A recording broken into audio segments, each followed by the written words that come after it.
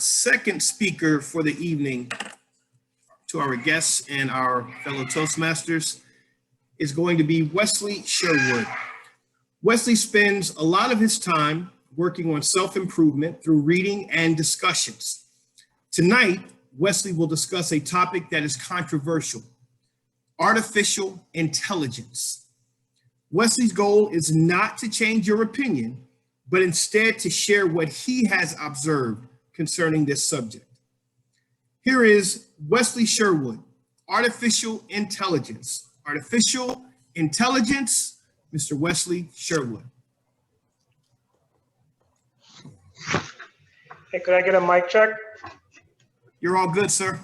Okay, Don, I would like to share my screen. All you have to do is do it. The default setup for these meetings are always to allow everyone to share, so you don't even have to ask. Okay.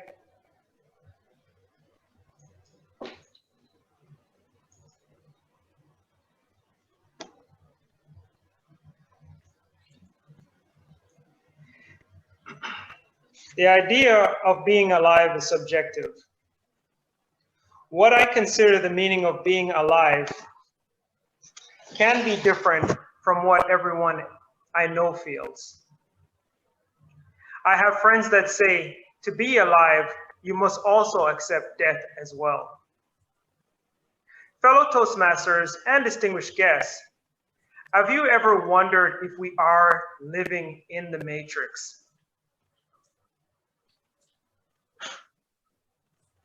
When I say the Matrix, I'm referring to the 1999 movie of the same name that presented the idea that humans were living in a virtual reality. If you like thought-provoking movies, Matrix is a must-see. I have always liked futuristic science fiction movies that left me thinking, what if? Recently, I have been focusing on movies, videos, and TV series involving artificial intelligence. According to Wikipedia.com, artificial intelligence is intelligence demonstrated by machines as opposed to natural intelligence displayed by humans or animals. I recently watched 3 TV series that caught my attention. They're very much in alignment with the Matrix.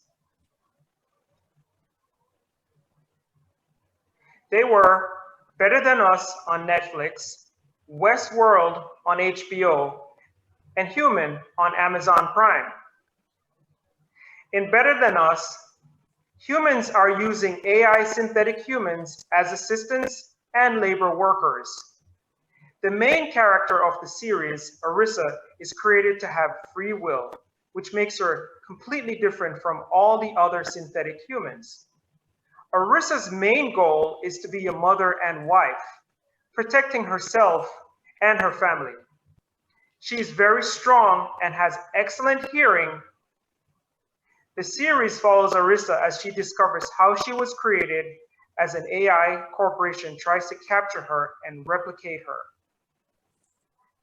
The series was made in Russia, and even though the characters are speaking Russian, there are subtitles and English voiceovers. Even through translation, however, the awkwardness of Arissa is very evident. She's very clunky, and there is no doubt in your mind that she is a synthetic human. The Westworld series is based on Westworld, a fantasy park filled with hosts or AI synthetic humans. There are more development in the AI technology where the synthetic humans have realistic conversation with their guests and owners. They're so realistic, it's very difficult to tell the difference between the actual guests and the actual hosts.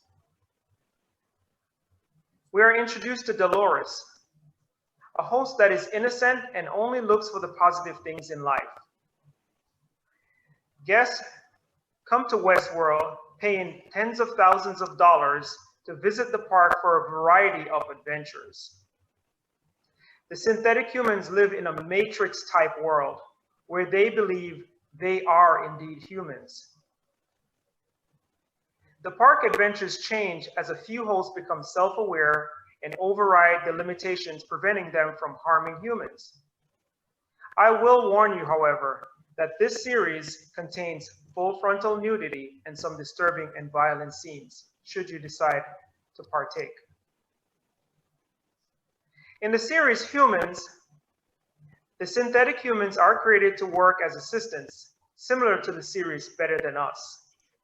The inventor of the synthetic humans creates a code that makes a few synthetic humans aware.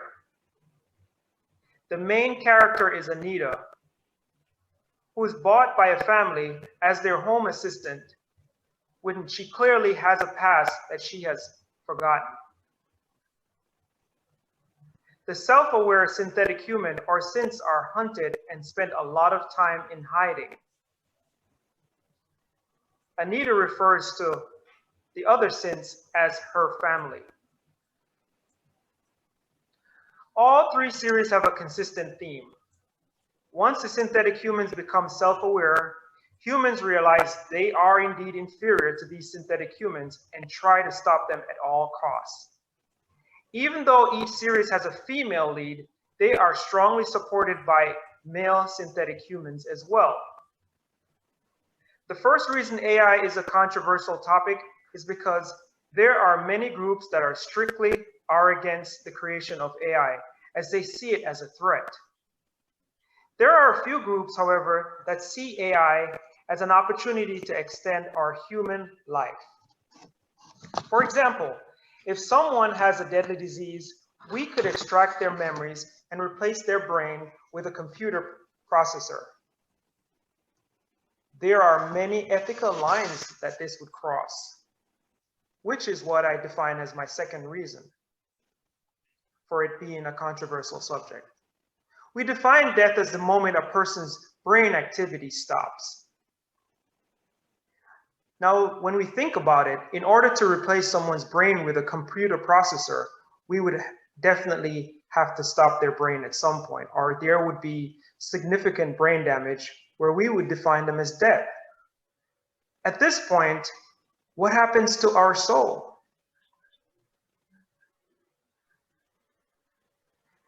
In my opinion, if we replace our hearts and bones with machines, why not our brains? The third controversy will certainly be the rights of synthetic humans.